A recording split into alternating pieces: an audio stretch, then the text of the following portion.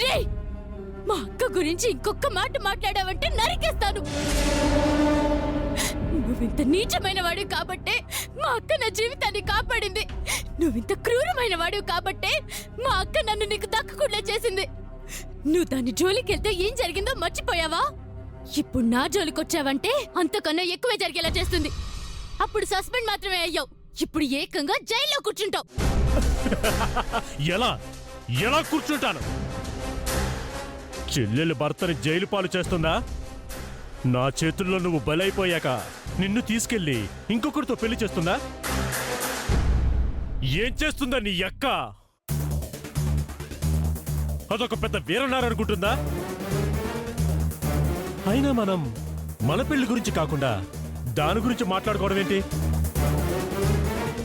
రావే, తాళి కడతా, తలంబరాలు పోస్తాను, ఆ తర్వాత తలుపులేస్తాను.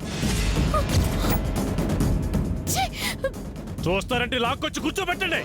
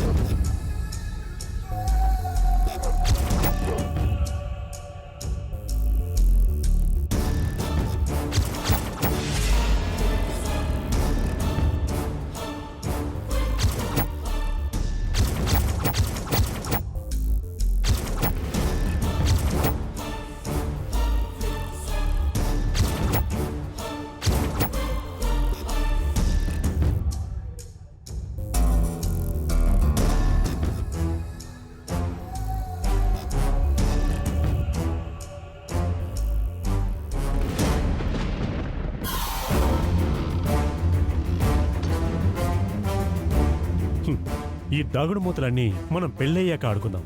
దామ్మద్దా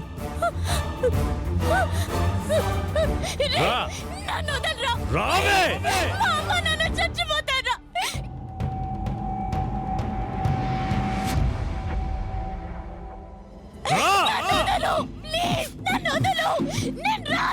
రా, అరవకు.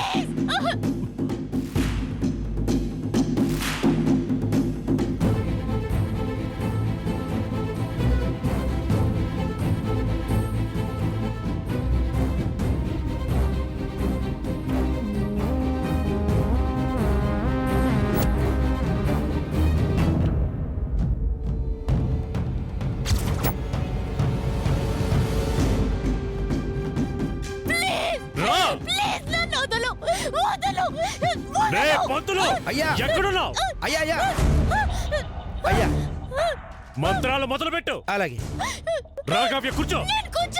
కూర్చో. హరి ఓం ఓం గణానాం త్వా గణపతిం హవామహే కవిం కవీనాముపమస్మహే